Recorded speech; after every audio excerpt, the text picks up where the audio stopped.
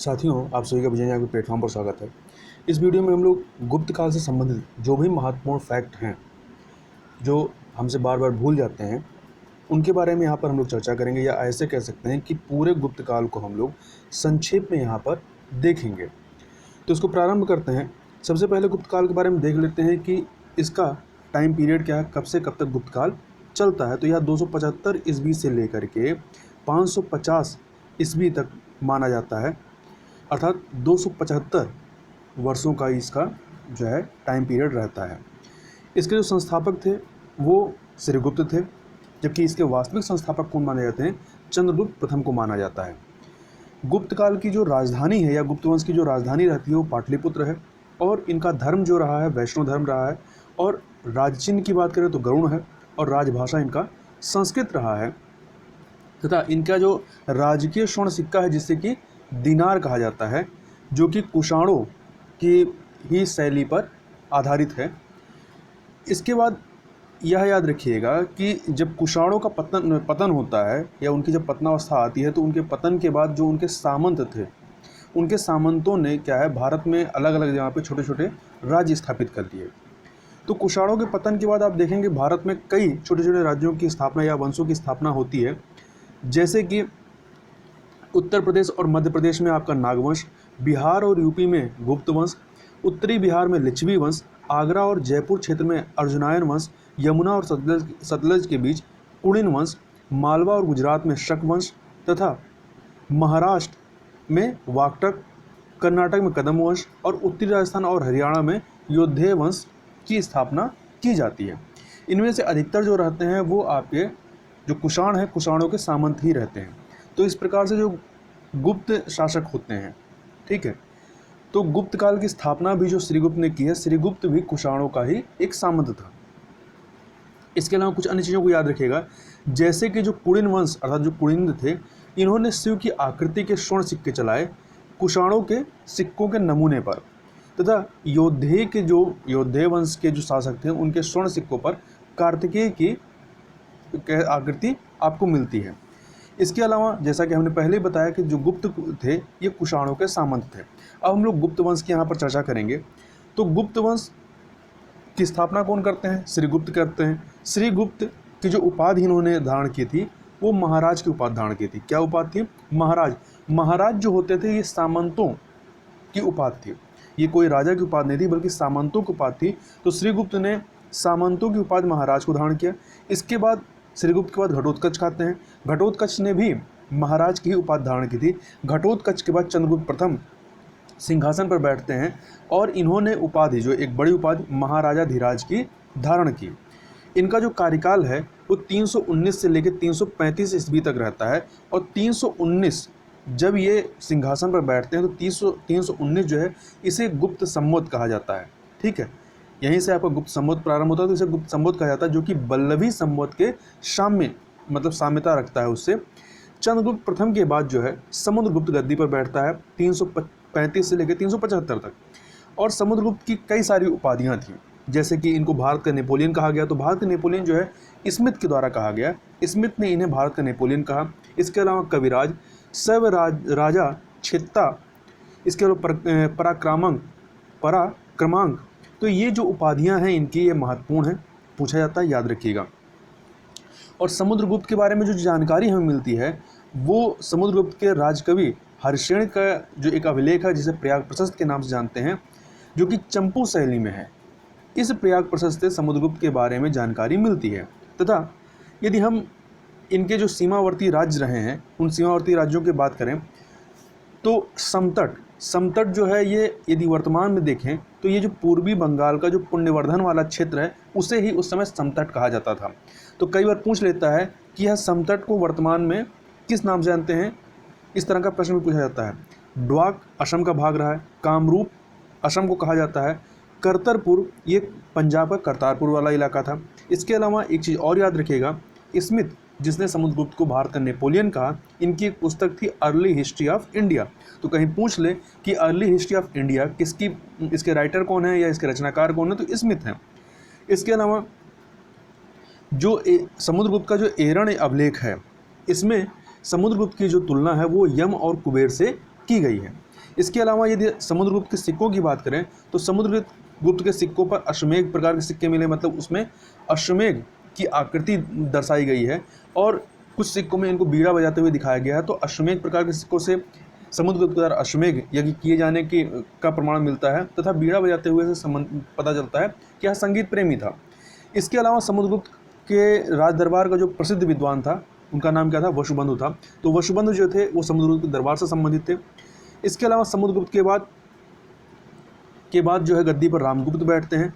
रामगुप्त के बारे में जो आपको चर्चा मिलती है या जो इनका उल्लेख है वो विशाखदत्त की रचना है देवी चंद्रगुप्तम। तो इसी देवी चंद्रगुप्तम में रामगुप्त के बारे में जानकारी मिलती है और रामगुप्त के बाद चंद्रगुप्त द्वितीय गद्दी पर बैठते हैं। तो अब हम लोग चंद्रगुप्त द्वितीय के बारे में बात करें तो चंद्रगुप्त द्वितीय को देवराज और देवगुप्त के नाम से भी जाना जाता है। और इनकी यदि उपाधियों की बात करें तो चंद्रगुप्त द्वितीय ने विक्रमादित्य की उपाधि धारण की थी। विक्रमादित्य की उपाधि धारण क्यों की थी? तो जो मालवा के जो शक थे, शकों के जो शासक थे रुद्र सिंह तृतीय, तो रुद्र सिंह तृतीय को इन्होंने चंद्रगुप्त द्वितीय ने पराजित किया था और पराजित करने के बाद व्याघ्र शैली में चांदी के सिक्के रुपये का को यहाँ पर इन्होंने चलाया था काठियावाड़ क्षेत्र में। तो शकों के राजा जो रुद्र सिंह तृतीय थे उनको पराजित करने के उपलक्ष्य में इन्होंने विक्रमादित्य की उपाधि धारण की थी। इसके अलावा परम भागवत भी चंद्रगुप्त की ही उपाधि थी। इसके अलावा जो चंद्रगुप्त का जो काल है, मतलब जो कह सकते हैं जो इनका राजकाज जब चलता है, इसे स्वर्णकाल या पेरिक्लियस का युग या क्लासिकल इरा भी कहा जाता है। तथा चंद्रगुप्त द्वितीय के बारे में जो एक जानकारी मिलती है वो मेहरौली के स्तंभ लेख से मिलती है जो कि आपके कुतुब मीनार के पास स्थित है। तो मेहरौली के स्तंभ लेख में चंद्र नामक व्यक्ति का उल्लेख है। तो इस चंद्र की जो पहचान है वो चंद्रगुप्त द्वितीय से की जाती है। इसके अलावा जैसा कि हम लोगों ने पहले ही कहा कि रुद्र सिंह तृतीय को पराजित करने के उपलक्ष्य में उन्होंने काठियावाड़ क्षेत्र में व्याघ्र शैली की चांदी के सिक्के चलाए जिसे रुपयक कहा गया। तो रुपयक क्या था? चांदी के सिक्के हैं जो कि व्याघ्र शैली में चलाए गए। इसके अलावा गुप्त काल में चांदी के सिक्के चलाने का जो श्रेय है वो चंद्रगुप्त द्वितीय को ही जाता है। तथा चंद्रगुप्त के जो उज्जैनी स्थित जो दरबार था इसमें 9 रत्न थे, मतलब 9 विभिन्न प्रकार के विद्वान थे। इसमें देख लेते हैं कि वो किस विधा से संबंधित रहे। तो जैसे कालिदास ये कवि थे जिनको कि स्मिथ के द्वारा भारत का शेक्सपियर कहा गया। अमर सिंह ये कोशाकार थे, अर्थात इंग्लिश में कहें तो डिक्शनरी जैसे होती है ना, डिक्शनरी लिखने वाले थे या डिक्शनरी बनाने वाले थे। तो इन्होंने अमरकोश नामक एक कह सकते हैं बृहद या सबसे बड़ा एक डिक्शनरी बनाई थी। वारामिहिर ये खगोल विज्ञानी थे तथा इसके साथ ही ये ज्योतिषी भी थे। इन्होंने यह बताया कि चंद्रमा जो है पृथ्वी के चारों ओर चक्कर लगाती है। तो यह चीज़ सबसे पहले वारामिहिर ने बताया था। इसके अलावा धन्वंतरी ये चिकित्सक थे, इनकी पुस्तक का नाम था नवनीतकम। बेताल भट्ट जादूगर थे। छपड़क ये रत्न फलित ज्योतिष थे, मतलब रत्न के माध्यम से ये ज्योतिष के बारे में बताते थे। घट करपर ये कूटनीतिज्ञ थे। वररुचि ये व्याकरणक थे। व्याकरणक मतलब जो ग्रामर की बातों को बताते थे, जो ग्रामर पढ़ाते हों। शंकु ये वास्तुकार थे। ठीक है। अब इसके अलावा चंद्रगुप्त द्वितीय के ही शासनकाल से संबंधित है फाहियान, एक विदेशी यात्री थे जो कि चाइना से आते हैं। 399 से लेकर 414 ईस्वी तक ये रहते हैं। ये चंद्रगुप्त द्वितीय के समय में आते हैं और इनकी जो आत्मकथा है जिसमें इन्होंने भारत का वर्णन किया है और चंद्रगुप्त द्वितीय के शासनकाल का भी जिसमें वर्णन मिलता है उसका नाम है फो चौकी। क्या नाम है इनकी आत्मकथा का? फो चौकी है। और ये इसमें यह भी बताते हैं कि बौद्ध धर्म के पहले के जो महत्वपूर्ण स्थल थे, मतलब गुप्त काल के पहले के, जैसे कि कपिलवस्तु है, कुशीनगर, वैशाली, श्रावस्ती, इनकी पतनावस्था इस समय चलती है। इसके अलावा चंद्रगुप्त द्वितीय के बाद आपके कुमारगुप्त आते हैं। कुमारगुप्त के बारे में याद रखिएगा, इनकी जो उपाधि थी वो क्या थी? महेंद्रादित्य थी। क्या उपाधि थी? महेंद्रादित्य उपाधि जो है आपकी कुमारगुप्त की थी। और कुमारगुप्त ने मयूर और अश्वमेघ प्रकार के सिक्कों को चलाया था। इसके अलावा गुप्तकालीन मुद्राओं का सबसे प्राचीन जो ढेर आपको मिलता है वो कलकत्ता के कालीघाट से मिलता है, सबसे प्राचीन। और यदि कहें कि गुप्तकालीन मुद्राओं का सबसे बड़ा ढेर कहाँ मिलता है, ये आपके भरतपुर के बयाना में मिलता है। और ये जो सबसे बड़ा वाला ढेर था ये कुमारगुप्त के शासन काल से संवंतरय के समय का ये रहा है। इसके अलावा जो नालंदा विश्वविद्यालय है जो बिहार में स्थित है, जो कि मेनली आपका बौद्ध धर्म से संबंधित था, यह कुमारगुप्त के द्वारा इसको स्थापित कराया गया था। और यदि अभिलेखों की बात करें तो सर्वाधिक अभिलेख जो है वो कुमारगुप्त के द्वारा ही अभिलेखों का निर्माण कराया गया था, या जो सर्वाधिक अभिलेख हैं वो कुमारगुप्त से ही संबंधित रहे हैं। जैसे कि कुछ अभिलेखों की बात करें, गंगाधर अभिलेख, इसमें गंगा का उल्लेख किया गया है, और इस गंगाधर अभिलेख में विष्णु को मधुसूदन मतलब शब्द से बताया गया है, या विष्णु के लिए मधुसूदन शब्द का प्रयोग मिलता है। मंदसौर अभिलेख जो कि मध्य प्रदेश में है, इसमें पटवाय श्रेणी मतलब रेशम बुनकरों का उल्लेख किया गया है। बिलसंड अभिलेख ये एटा में है, उत्तर प्रदेश के एटा में बिलसंड अभिलेख, इसमें इसे कुमारगुप्त के काल का प्रथम अभिलेख माना जाता है। दमोदरपुर अभिलेख ये आपका पूर्वी बंगाल में है, इसमें प्रशासनिक कार्यों के लिए भूदान का उल्लेख किया गया है। धनदेह ताम्रलेख यह आपका पूर्वी बंगाल के बोगारा में है। ठीक है, तो दमोदरपुर अभिलेख और धनदेह ताम्रलेख दोनों ही पूर्वी बंगाल संबंधित हैं।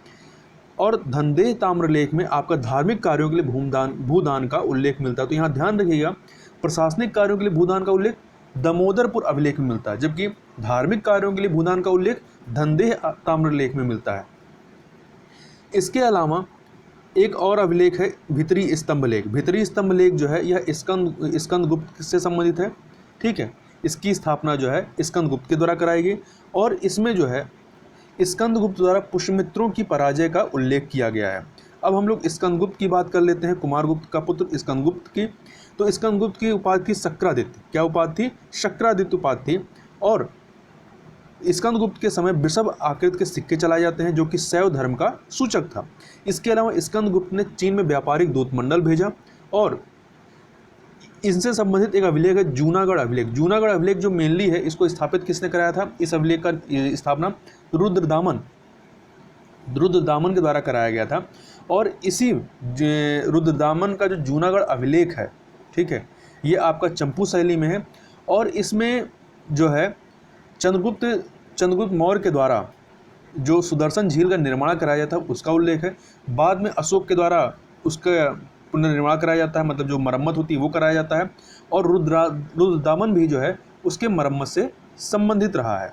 ठीक है, इसके अलावा यदि आप स्कंदगुप्त के समय में देखेंगे तो स्कंदगुप्त के समय में ये जो जूनागढ़ अभिलेख, ये जो आपकी सुदर्शन झील है गिरनार में, तो गिरनार के नगर प्रशासक चक्रपालित ने सुदर्शन झील का पुनर्निर्माण कराया था। तो यह उल्लेख जो है जूनागढ़ अभिलेख में किया गया है।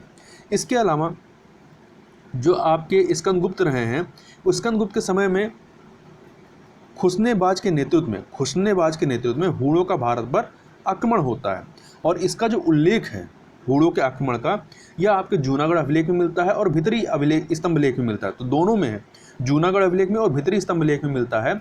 और इन दोनों अभिलेखों में हूणों के लिए जूनागढ़ अभिलेख में जो है मलेच्छ शब्द का प्रयोग किया गया है। क्या किया गया है? मलेच्छ शब्द का प्रयोग जूनागढ़ अभिलेख में किया गया है, जबकि भितरी स्तंभलेख में हूणों को हूण ही कहा गया है। इसके बाद स्कंदगुप्त के बाद क्या होता है? आपका गुप्त काल की पतनावस्था प्रारंभ होती है। तो ये जो पतनावस्था प्रारंभ होती है, तो स्कंदगुप्त के बाद के जो शासक आते हैं इन्हें परवर्ती गुप्त कहा जाता है। तो स्कंदगुप्त के बाद के शासक क्या कहलाएंगे? परवर्ती गुप्त शासक कहलाते हैं। इसमें आपके जो परवर्ती गुप्त में कौन आते हैं? जैसे पुरगुप्त हैं, पुरगुप्त के बाद स्कंदगुप्त के बाद पुरगुप्त आते हैं। पुरगुप्त जो हैं आपके परवर्ती गुप्त कहलाते हैं, मतलब परवर्ती गुप्त में सबसे पहले थे। इसके बाद बुद्धगुप्त हैं, फिर नरसिंह बालादित्य हैं। नरसिंह बालादित्य के समय में हूण शासक मिहिर कुल का आक्रमण होता है, और नरसिंह बालादित्य जो है इस हूण आक्रमणकारी मिहिर कुल को पराजित करते हैं। इनके बाद नरसिंह बालादित्य के बाद भानुगुप्त के बाद विष्णुगुप्त, जो कि अंतिम परवर्ती गुप्त शासक रहते हैं। और यहाँ पर क्या होता है, जो परवर्ती गुप्त शासक रहते हैं ये वैष्णव धर्म को छोड़ करके बौद्ध धर्म को अपना लेते हैं। इसके अलावा कुछ अन्य चीज़ों को देखें तो एरण अभिलेख जो कि 510 ईस्वी का है, यही परवर्ती गुप्त शासक भानुगुप्त के द्वारा इसकी स्थापना कराई गई थी। इस एरण अभिलेख में जो है सती प्रथा का प्रथम अभिलेखीय साक्ष्य मिलता है। ठीक है, तो यदि कहा जाए सती प्रथा का प्रथम अभिलेखीय साक्ष्य कहाँ मिलता है, तो एरण अभिलेख में मिलता है। और इसके अलावा यदि जब हम गुप्त काल के या गुप्त वंश के पतनावस्था की बात करते हैं तो उसमें कई सारे कारण हैं, जैसे कि आप ये कह सकते हैं योग्य उत्तराधिकारियों की कमी। और इसमें एक सबसे महत्वपूर्ण कारण यह भी बताया गया है कि पतन का, कि जो परवर्ती गुप्त शासक रहते हैं वो वैष्णव धर्म को छोड़ करके बौद्ध धर्म को अपना लेते हैं। और बौद्ध धर्म क्या करता है, ये अहिंसा की बात करता है, हिंसा को छोड़ने की बात करता है, जो कि युद्ध में क्या होता है, हिंसा होती है। तो इसलिए बौद्ध धर्म को अपनाने को भी गुप्त काल के या गुप्त वंश के पतनों के कारणों में या इनके पतनावस्था के कारणों में माना जाता है। आगे चलते हैं। तो इस समय गुप्त काल के जो राजा थे या जो शासक थे, इन्होंने बड़ी बड़ी उपाधियां धारण की थी, जैसे महाराजा धीराज, परम भागवत, परम भट्टारक। तो ये राजा की उपाधियां होती थी। और यदि हम इस समय के जो प्रमुख अधिकारी थे उनके नामों को देखें कि किस अधिकारी को क्या कहा जाता था, जैसे कुमारा मात्य। तो कुमारा मात्य क्या होता था, ये योग्य अधिकारियों का वर्ग होता था। महादंडनायक जो होते थे ये मुख्य न्यायाधीश होता था। मुख्य न्यायाधीश को महादंडनायक कहा जाता था। तथा सेनापति के लिए जो शब्द मिलता है वो महाबलाधिकृत मिलता है। तो यदि आए कि महाबलाधिकृत क्या थे, ये सेनापति होते थे। तथा दंडपाशिक क्या थे, तो पुलिस विभाग का जो प्रमुख होता था उसे, या जो पुलिस विभाग का जो अधिकारी होता था उसे दंडपाशिक कहा जाता था। और पुलिस विभाग के जो छोटे कर्मचारी होते थे उन्हें चाट बाट कहा जाता था। इसके अलावा विदेश मंत्री के लिए महासंधि विग्रहिक शब्द का प्रयोग किया गया है। और धार्मिक मामलों के प्रमुख के लिए विनया स्थित स्थापक का प्रयोग किया गया है। महालेखा अधिकारी के लिए महाच्छपटलिक शब्द का प्रयोग किया गया है। और कर्णिक जो होता था ये महाच्छपटलिक का सहायक होता था। जो आप कह सकते हैं भूमियों से संबंधित जो लेखा जोखा कार्य होता था वो कर्णिक के द्वारा किया जाता था। ध्रुवाधिकरण, ये भूराजस्व वसूलने वाला अधिकारी होता था, ध्रुवाधिकरण। तथा भटाश्वपति अश्वशाला का प्रमुख होता था। महापीलुपति ये हस्तिशाला, जहाँ पर हाथियाँ होती थी, उसका प्रमुख होता था। आगे देखें, प्रशासन को देखें तो सबसे ऊपर क्या होता था, केंद्र में राजा होता था। केंद्र जो है आपका प्रांतों में बटा हुआ था। केंद्र जो है कई प्रांतों में बटा हुआ था। और गुप्त काल में प्रांतों के लिए कई शब्द मिलते हैं, जैसे कि भुक्ति है, देश है, अवनी है। तो याद रखिएगा देश प्रांत के लिए इस्तेमाल किया गया है, ठीक है। तो भुक्ति, देश, अवनी ये प्रांत के लिए प्रयुक्त शब्द हैं। तथा इन भुक्ति, देश या अवनी का जो प्रमुख होता था उसे उपारिक कहा गया या महाराज कहा गया है। उपारिक या महाराज कहा गया है। तथा जो सीमांत प्रांत होते थे उनका जो प्रमुख होता था उसे गोप्ता कहा गया है। इसके बाद जो आपके प्रांत या जो भुक्ति थे ये आपके जिलों में बटे हुए थे। जिलों के लिए जिला के लिए क्या शब्द मिलता है, विषय मिलता है। और विषय का जो प्रमुख, जिले का जो प्रमुख होता था उसे विषयपति कहते थे। और जिले में या विषय में जो है एक परिषद होती थी, विषय पद की एक परिषद होती थी जिसे विषय परिषद कहा जाता था। और इसके सदस्यों को विषय महत्तर क्या कहा जाता था, विषय महत्तर कहा जाता था। और इस विषय परिषद में नगर श्रेष्ठ, प्रथम कुलिक, प्रथम कायस्थ और सार्थवाह ये इसमें शामिल होते थे। इसके अलावा जो जिला था या विषय यह तहसीलों में बटा हुआ था। तहसील के लिए जो शब्द मिलता है विधि मिलता है। और तहसील ब्लॉक में डिवाइड थे। ब्लॉक के लिए पेट शब्द मिलता है। और ब्लॉक से सबसे छोटी इकाई जो होती है वो ग्राम थी। ब्लॉक के बाद ग्राम थी, ये आपकी प्रशासन में सबसे छोटी इकाई थी। इसका प्रमुख ग्रामिक कहलाता था। और ग्राम स्तर पर भी एक परिषद होती थी। जिस प्रकार से आपका जिले स्तर पर, विषय स्तर पर परिषद होती थी, इसी प्रकार से ग्राम स्तर पर एक परिषद होती थी जिसमें 2 सदस्य होते थे। एक आपका कुटाम्बिन मतलब जो कृषक होते थे, और अष्टकुलिक जो कि शिल्पी होते थे। आगे चलते हैं तो कुछ चीज़ें और याद रखिएगा, जैसे कि फाहियान ने चांडाल जात का उल्लेख किया है। और चांडाल को अस्पृश्य माना गया है तथा अंत्यज माना गया है। अंत्यज का जो उल्लेख है, चांडाल के लिए जो अंत्यज कहा गया है, स्मृतियों में यह बताया गया है। इसके अलावा बढ़ती भूदान प्रवृत्ति के कारण एक नए वर्ग जिसको कायस्थ वर्ग कहा गया, तो कायस्थ वर्ग का प्रादुर्भाव होता है गुप्त काल में। तो यह क्यों हुआ था इनका प्रादुर्भाव, तो बढ़ती भूदान की प्रवृत्ति के कारण। तो कायस्थ वर्ग का जो सर्वप्रथम उल्लेख आपको मिलता है वो याज्ञवल्क्य स्मृति है। इसमें ही कायस्थ वर्ग का सर्वप्रथम उल्लेख मिलता है। और ये जो कायस्थ वर्ग था ये लेखकों का एक वर्ग था जो भूमि अनुदान से संबंधित बातों को लिखता था। चूँकि भूमि का दान ज़्यादा किया जाने लगा तो उनके संबंध में जो सूचनाओं को संग्रहित करने का कार्य था ये कायस्थ वर्ग का था।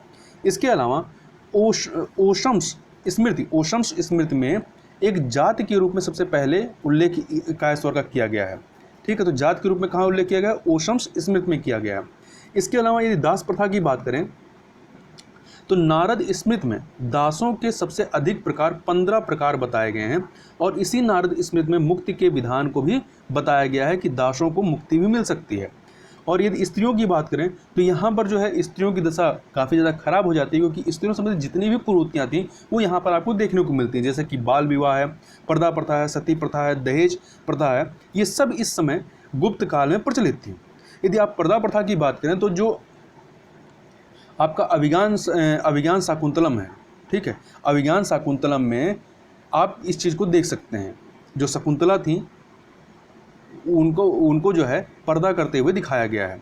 इसके अलावा जो आपका एरण अभिलेख है, ठीक है, एरण अभिलेख में आपको सती प्रथा का उल्लेख मिलता है। इसके अलावा स्त्रियों या जो बालिकाओं के जो विवाह की आयु थी वो 8, 10, 12 वर्ष में लड़कियों की शादी कर दी जाती थी। इसके अलावा जो याज्ञवल्क्य स्मृति है, याज्ञवल्क्य स्मृति में पहली बार स्त्रियों को पहली बार संपत्ति का अधिकार की बात जो की गई है वो याज्ञवल्क्य स्मृति में की गई है। और किन स्त्रियों को संपत्ति का अधिकार होता था? उन विधवा स्त्रियों को जिनके पुत्र नहीं थे। सारी स्त्रियों के लिए संपत्ति के अधिकार की बात नहीं की गई है, बल्कि उन विधवा स्त्रियों को जिनके पुत्र नहीं होते थे।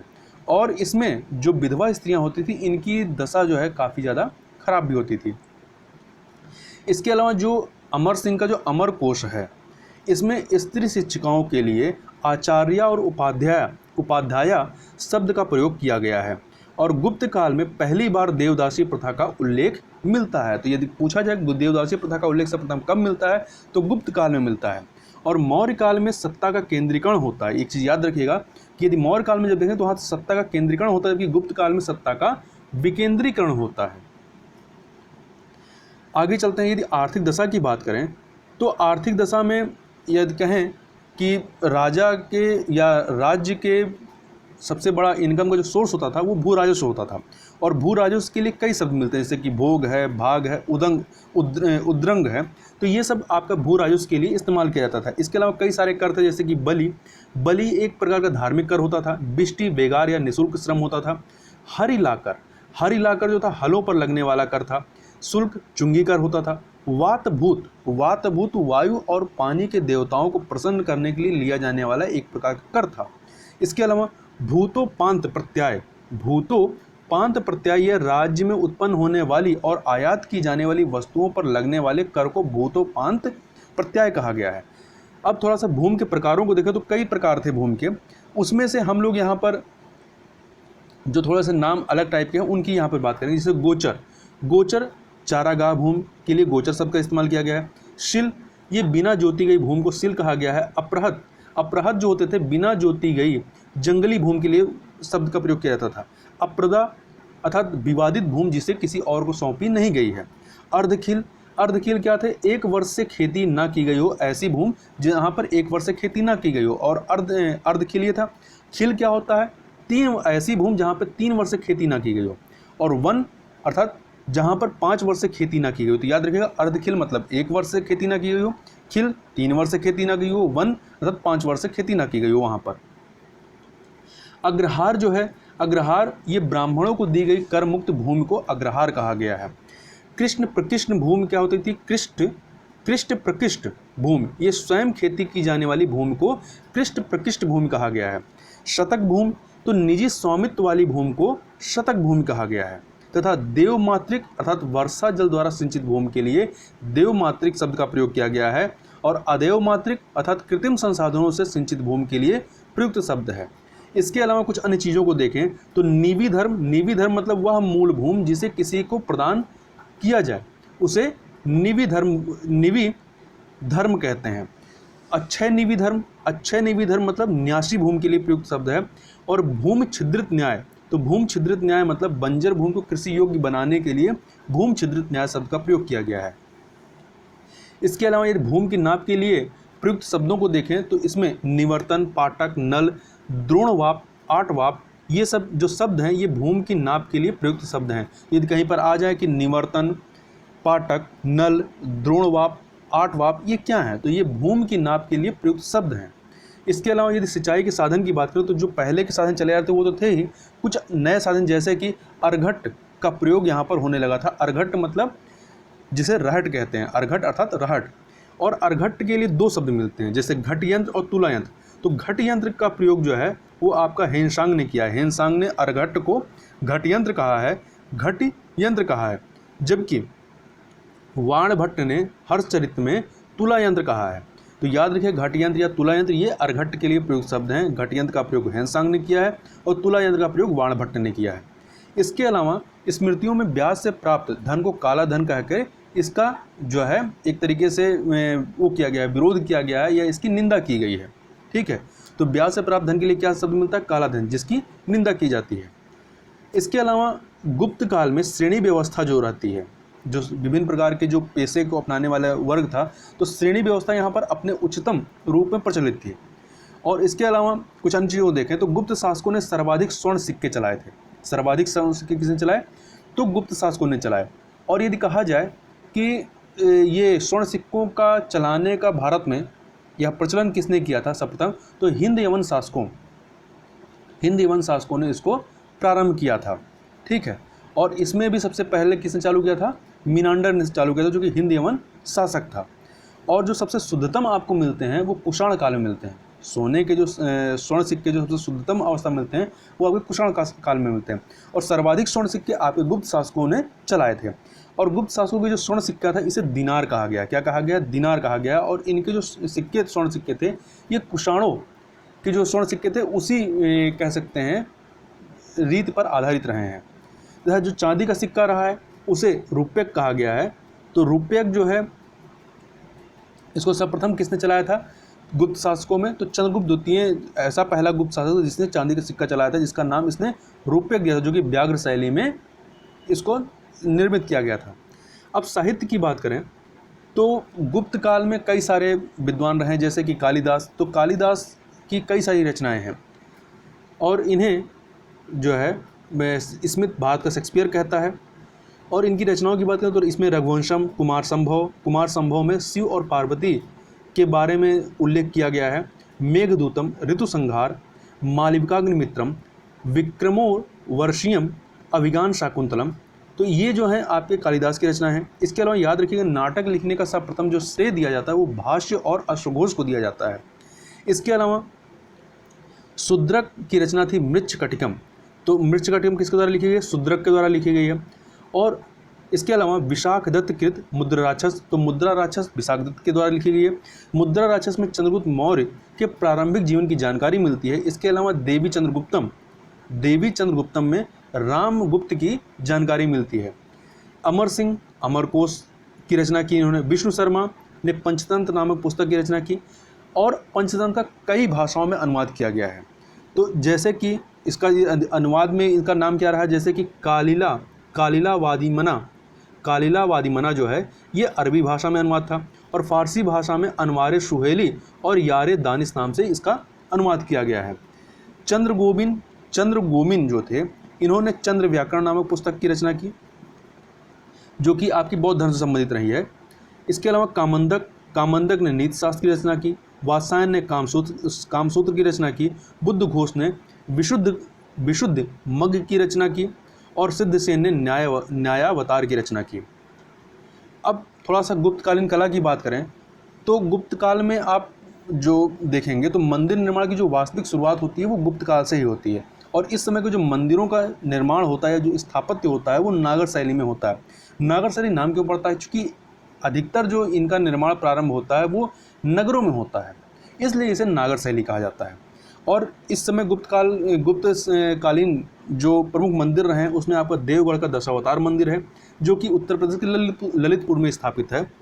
ठीक है, और ये दशावतार मंदिर विष्णु संबंधित है और यह गुप्त काल का पहला शिखर वाला मंदिर है। इसके पहले के जो भी मंदिर मिलते हैं वो आपके सपाट छत वाले मिलते हैं। ठीक है, ये पहला ऐसा मंदिर है जिसमें शिखर मिलता है गुप्त काल में। और इसके अलावा यह पंचायतन शैली का पहला मंदिर है। कानपुर का भितरगांव का मंदिर यह भी विष्णु संबंधित है, यह ईंटों से निर्मित पहला मंदिर है। श्रीरपुर का लक्ष्मण मंदिर यह मध्य प्रदेश के रायपुर में स्थित है, यह भी ईंटों से निर्मित है। तिगवा का विष्णु मंदिर जबलपुर में है। भूमरा का शिव मंदिर यह मध्य प्रदेश के नागौद में है। खो का शिव मंदिर यह भी मध्य प्रदेश के नागौद में है। और नचना कुठार का पार्वती मंदिर यह भी मध्य प्रदेश में स्थित है। इसके अलावा एक चीज़ याद रखिएगा कि भू स्पर्श मूर्ति जो है ये आपके गांधार कला में बुद्ध की मिलती है। यदि मूर्त कला की बात करें तो गुप्त काल में आपको ब्रह्मा, विष्णु और महेश की त्रिमूर्तियों का निर्माण जो है गुप्त काल में प्रारंभ होता है और हर की संयुक्त मूर्तियां भी गुप्त काल में मिलती हैं। इसके अलावा अर्धनारीश्वर अर्थात शंकर और पार्वती की जो अर्धनारीश्वर की मूर्ति है उसका ही प्रचलन आपको गुप्त काल में मिलता है। और मथुरा में खड़े बुद्ध की मूर्ति और सारनाथ में पद्मासन मुद्रा में बुद्ध की मूर्ति जो है आपके गुप्त काल से संबंधित है। सारनाथ में जो पद्मासन मुद्रा में बुद्ध की मूर्ति है ये धर्मचक्र परिवर्तन मुद्रा कहलाती है। इसके अलावा जो सारनाथ का धमेक स्तूप है ये गुप्त शासक कुमार गुप्त अथवा अशोक दोनों से संबंधित रही है। और यह जो सारनाथ का धमेक स्तूप है इसकी खासियत क्या है, यह ईंटों से निर्मित है और यह एक ऐसा स्तूप है जिसमें चबूतरा नहीं है। अन्य में आप देखेंगे तो चबूतरा रहता है, यहाँ पर चबूतरा नहीं है, इसको धरातल पर ही निर्मित किया गया है। इसके अलावा चित्रकला की बात करें तो यहाँ पर जो दो प्रमुख स्थल हैं अजंता की गुफाएं और बाघ की गुफाएं वो आपका गुप्त काल से संबंधित हैं। तो एक एक करके बात करते हैं। अजंता की गुफाओं की बात करें जिसमें आपको चित्रकला से संबंधित साक्ष्य मिलते हैं। तो अजंता आपका महाराष्ट्र के औरंगाबाद में स्थित है और यहाँ पे जो चित्र बनाए गए उसकी विषय वस्तु क्या रही है, बौद्ध धर्म और हिंदू धर्म दोनों से संबंधित रही है। तो याद रखिएगा अजंता और बाघ दोनों में ही बौद्ध धर्म और हिंदू धर्म से संबंधित चित्रों को बनाया गया है। इसमें जो गुफाओं की संख्या है या 29 या 30 दोनों माना जा सकता है। गुफा संख्या 9-10 जो है ये सबसे प्राचीन गुफाएं हैं इसकी अजंता की और यह वाकटक काल से संबंधित है। गुफा संख्या 16, 17, 19 ये गुप्त काल से संबंधित है। इसमें 16 में जो है आपका मरणासन राजकुमारी का चित्र है तथा 17 में माता और बच्चे से संबंधित जो है चित्र आपको मिलते हैं। इसे चित्रशाला भी कहा गया है। गुफा संख्या 1 और 2 जो है ये चालुक्य शासक पुलकेशिन द्वितीय के काल संबंधित है और इसमें जो चित्र बनाया गया है उसमें दिखाया गया है कि पुलकेशिन द्वितीय फारस के एक दूत का स्वागत कर रहा है। इसके अलावा बाघ की गुफाओं की बात करें तो यह मध्य प्रदेश के ग्वालियर में स्थित है जो कि गुप्तकालीन है। इसमें गुफाओं की संख्या 9 है और इसका विषय वस्तु जो है बौद्ध और हिंदू धर्म है। इसकी खोज जो किसने की थी, डेंजरफील्ड नामक एक अंग्रेज ने इसकी खोज की थी और बाघ की गुफाओं में लौकिक जीवन के चित्रों को दर्शाया गया है। यदि आप विज्ञान एवं तकनीक की बात करें तो इससे संबंधित विभिन्न विद्वान थे जैसे कि आर्यभट्ट जो हैं, आर्यभट्ट नरसिंह बालादित्य के काल से संबंधित रहे हैं। ठीक है, नरसिंह बालादित्य जो कि परवर्ती गुप्त शासक था। आर्यभट्ट का जन्म पटना में होता है। इनकी जो पुस्तक थी आर्यभट्टीय थी। इनकी खोजों की बात करें तो इन्होंने ही बताया था कि पृथ्वी गोल है और सूर्य के चारों ओर चक्कर लगाती है। इसके अलावा सूर्य ग्रहण और चंद्र ग्रहण के जो कारण हैं उन कारणों पर जो प्रकाश डालते हैं वो आर्यभट्ट डालते हैं और पाई का जो शुद्धतम मान है उसका भी पता आर्यभट्ट ने लगाया। इसके अलावा एक सौर वर्ष की शुद्धतम लंबाई क्या होगी इसको भी इन्होंने बताया। इसके अलावा जो शून्य का आविष्कार है कोई अज्ञात व्यक्ति जिसने आविष्कार किया था, परंतु शून्य और दशमलव का जो विकास का कार्य है वो आर्यभट्ट के द्वारा किया गया। आगे देखें वारामिहिर, तो वारामिहिर जो है एक खगोलज्ञ थे और ज्योतिषी थे तथा इनकी रचनाओं की बात करें तो बृहद संहिता, बृहद जातक, पंच सिद्धांतिका और वारामिहिर ने ही बताया था कि चंद्रमा जो है पृथ्वी के चारों ओर चक्कर लगाती है। ब्रह्मगुप्त का जन्म उज्जैन में हुआ था। इनकी रचना ब्रह्म सिद्धांत थी और इन्होंने क्या पता लगा, इन्होंने पता लगा कि पृथ्वी प्रत्येक वस्तु को अपने केंद्र की ओर खींचती है। मतलब जो गुरुत्वाकर्षण जो बाद में न्यूटन बताते हैं गुरुत्वाकर्षण के बारे में वो सर्वप्रथम आपका ब्रह्मगुप्त ने बताया था। भास्कराचार्य जो एक गणितज्ञ थे, इन्होंने बीजगणित का आविष्कार किया था। तो बीजगणित का आविष्कारक किसे माना जाता है, भास्कराचार्य को माना जाता है। इन्होंने एक पुस्तक अपनी पुत्री के नाम पे लीलावती नामक पुस्तक की रचना की जो कि गणित की पुस्तक थी। तो याद रखिएगा लीलावती गणित की पुस्तक है। अब इस समय के जो प्रमुख चिकित्सक थे उनको देखें तो प्रमुख चिकित्सकों में आपके वाणभट्ट जो कि आयुर्वेदाचार्य थे, इनकी पुस्तक का नाम था अष्टांग हृदय। धन्वंतरी, इनकी पुस्तक का नाम था नवनीतकम। पालकाप्य जो थे ये पशु चिकित्सक थे, इन्होंने एक पुस्तक लिखी हस्ति आयुर्वेद। इसके अलावा नागार्जुन, तो नागार्जुन जो थे ये रसायनज्ञ थे और धातु विज्ञानी थे। इन्होंने विभिन्न धातुओं का मानव शरीर पर क्या प्रभाव पड़ता है उसके बारे में इन्होंने बताया। इसके अलावा गुप्त काल में प्राचीनतम जो 6 दर्शन थे जिसे षड दर्शन के नाम से जानते हैं उसका अंतिम रूप से विकास जो होता है वो गुप्त काल में ही होता है। अब ये 6 दर्शन कौन से थे, तो सांख्य दर्शन जिसके प्रणेता कपिल मुनि को माना जाता है। योग दर्शन, इसके प्रणेता जो थे आपके पतंजलि थे। न्याय दर्शन महर्षि गौतम, इनकी रचना थी न्याय सूत्र जिसे न्याय दर्शन का आधारभूत ग्रंथ माना जाता है। वैशेषिक, इसके प्रणेता कणाद थे। मीमांसा, इसके प्रणेता जैमिनी थे। और वेदांत का जो आधारभूत ग्रंथ रहा है वो बादरायण का ब्रह्मसूत्र जो है ये आपका वेदांत का आधारभूत ग्रंथ रहा है। तो इस प्रकार से यहाँ पर आप देखें तो हमने जो पूरा गुप्त काल था उसको संक्षेप में यहाँ देखने का प्रयास किया और उन सारे महत्वपूर्ण बिंदुओं के बारे में बात की जिनसे परीक्षा में प्रश्न बनता है। तो इस वीडियो में बस इतना ही, मिलते हैं नेक्स्ट वीडियो में, तब तक के लिए बहुत बहुत धन्यवाद।